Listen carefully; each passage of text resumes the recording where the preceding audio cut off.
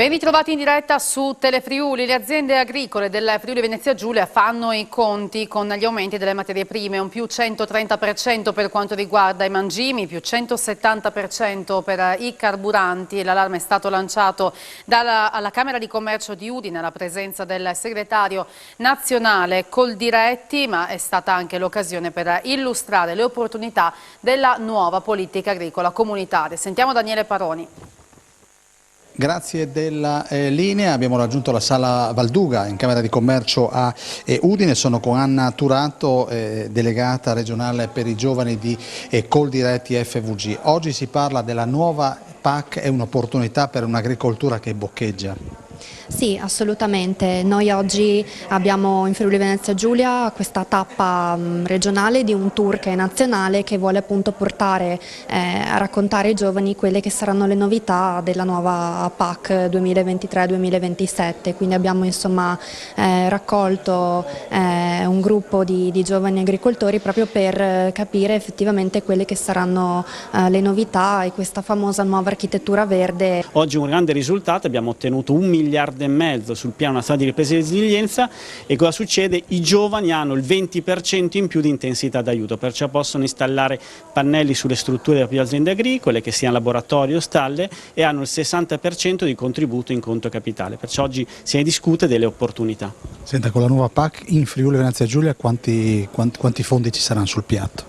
Anche qui, grazie anche a un sistema particolare di trasferimento di risorse, arrivano più risorse, in particolare per i giovani agricoltori, che potranno perciò insediarsi con la misura di primo insediamento, e anche l'obiettivo di Coldiretti Giovani Impresa è quello di far sì che tutte le domande di primo insediamento da parte dei giovani agricoltori siano finanziate, anche perché i giovani, i dati ce lo dicono, hanno un fatturato più elevato rispetto alle aziende non giovani, hanno anche una dimensione più elevata, e e proprio oggi cerchiamo di definire anche come in questa situazione dell'aumento del rincaro di tutti i costi, perciò stiamo cercando di elaborare anche nuove traiettorie di sviluppo.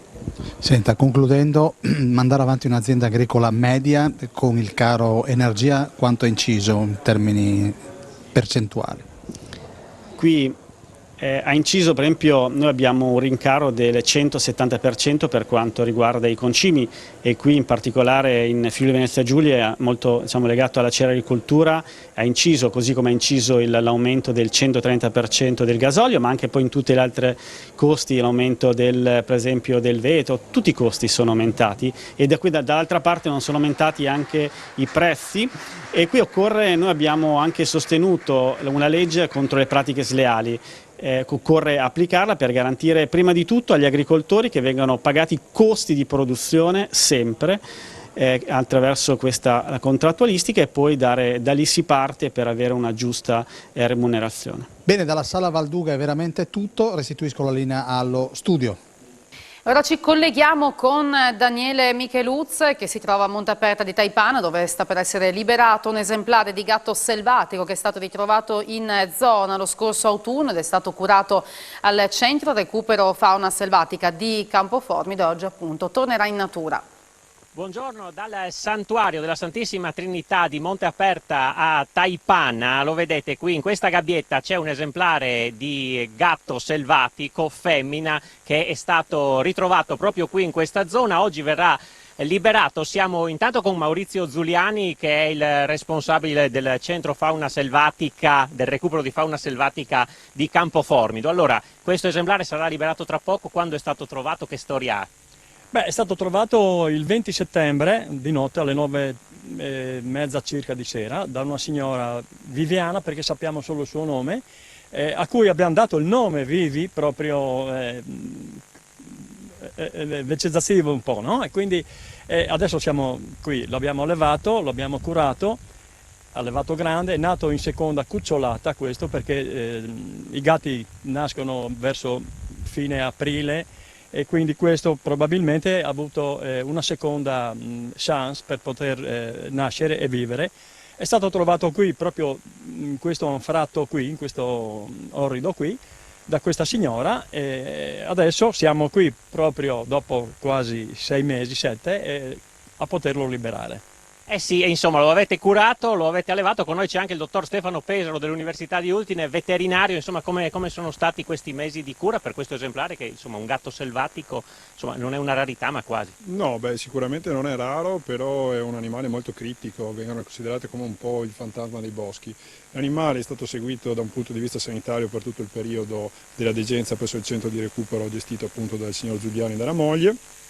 E è stato, oggi prima della liberazione sono stati svolti le ultime indagini e gli ultimi accertamenti ed è stato posto un collare che l'equipe del dottor Firacorda, appunto collega dell'Università degli Studi di Udine, gli permetterà di essere seguito e anche valutato poi i giorni successivi al rilascio dell'animale. E sono state fatte anche delle indagini di natura sanitaria, poiché spesso questi animali sono anche coinvolti dalle patologie e coinvolti anche nel gatto domestico, quindi è stata fatta anche un'indagine con l'Istituto Zooprofilatico delle Venezie qui di Basaldella Udine. Ecco, se la caverà comunque, è stato preso da piccolo ma insomma si arrangerà da solo adesso. Esatto. Qui c'è anche alcuni del soccorso della Guardia Forestale di Attimis. Allora lasciamo il protagonista Vivi, questo gatto selvatico femmina. Giuliani, lo liberiamo allora, lo rimandiamo in natura, lo vediamo che è un po' agitato e quindi adesso insomma schizzerà via molto probabilmente. Ecco qua, Vivi può ritornare in libertà nel suo habitat. Ecco, e capite perché si chiama gatto selvatico. Ecco, Vivi ritorna libero nelle sue montagne di Taipan.